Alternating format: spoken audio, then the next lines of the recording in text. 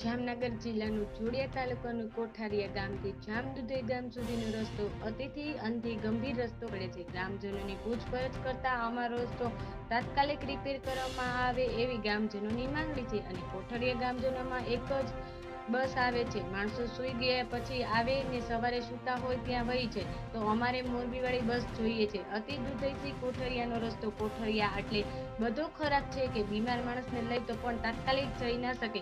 10 જ મિનિટનો રસ્તો છે અને 30 મિનિટના રસ્તા નીકળે છે, તો રસ્તો અતિથી અંતિ ખરાબ છે એવા પૂર્વે સરપંચ પૂછપરછ કરતા જવાબ આપ્યો કે અમે ઘણી બધી રજૂઆત કરી, લેખિતમાં આપ્યું, પણ હજી સુધી આ રસ્તાનું કોઈ નિરાકરણ આવતું નથી। તો તાત્કાલિક આ રસ્તો રિપેરિંગ થાય। એમાં ડિલિવરી બહેનો માટે તો બહુ અતિથી અંતિ ખરાબ રસ્તો છે અને બીમાર માણસને લઈ જવા માટે બહુ ખરાબ રસ્તો છે। અડધા ફૂટના ખાડા, જો આ ખાડા મૂરવામાં નહીં આવે તો ગામજનોનો વિચાર કરશે કે હવે શું કરવું। આનું તાત્કાલિક અધિકારીઓને તથા પદ અધિકારીઓને આની નોંધ લેવી અને તાત્કાલિક યુદ્ધના ધોરણે કામ ચાલુ કરે એવી ગ્રામજનોની માંગણી છે। જય ભારત, જય સંવિધાન। રિપોર્ટર દામજીભાઈ વેકરિયા। બીજું કે હજી અહીંયા રાજા સાહેબ અખતજીભાઈનું કહેવાનું એમ થાય છે કે દહીસરાવાળી બસ આમ ભીમકટ્ટા, દુધઈ, માધાપર, સામપર, માણામોરા, કોઠારીયા અને આમરણ અને દહીસરા નવલખી રાત રહેતી અને તે પછી અહીંયા આવતી। તો અત્યારે આમરણ જવા માટે રસ્તો કેવો છે? રસ્તો બહુ સારો છે, પણ ચાલુ રસ્તો છે, પણ રસ્તો સારો કાચો રસ્તો છે આમરણ જવાનો। બસ અમારી એક આવતી એ બંધ થઈ ગઈ, હવે બસ આવતી છે નહીં કાંઈ। અમને બસની સુવિધા તો કોઈ છે જ નહીં। એક બસ એવી આવે છે કે હુતા માણે આવે છે ને ઉઠે છતાં વહી જાય। 5 વાગે કોણ જાય ગામ, એવી રીતની બસ આવે છે। હવે એ 5 વાગ્યામાં કોણ માણસ તૈયાર થઈને જાય? બસ જ અમને કોઈ નકામી છે એવી રીતની બસ દીધી છે, એકેય બસની સુવિધા અમને આપી જ નથી। આ કઈ બસ છે?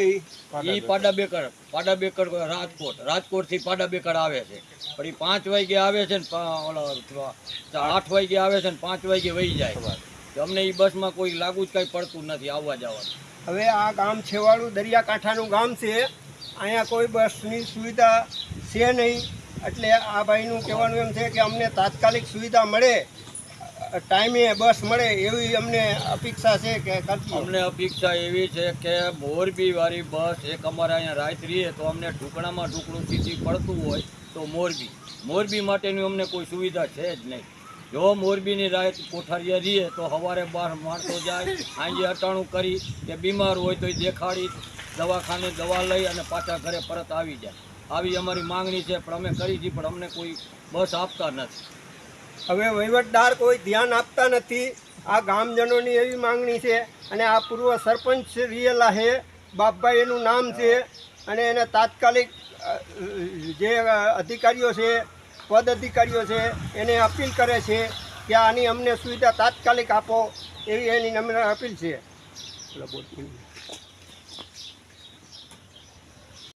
અને અહીંયાના નાગરિક છે, હવે એને પૂછવા માગું છું, હું એ રોડે થઈને આવ્યો છું, તો એ રોડની પરિસ્થિતિ શું છે એ બાબતનું આ ભાઈને પૂછવા માગું છું। એમનું નામ શું છે અને ગામનું નામ શું છે એ મને ખાસ કરીને કહે। મારું ગામ કોઠારીયા જોડિયા તાલુકાનું છેવાડાનું ગામ છે।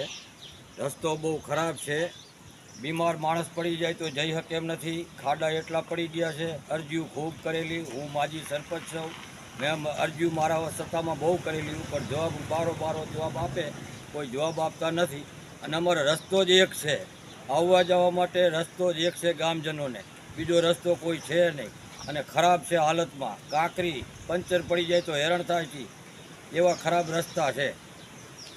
હવે આ ભાઈનું કહેવાનું એમ છે કે અહીંથી બીમારી માણસને લઈ જવા માટે કે કોઈ ડિલિવરી બાયુ માટે બહુ અતિ પરિસ્થિતિ ખરાબ છે। એવા રિપોર્ટર દામજીભાઈ વેકરિયા।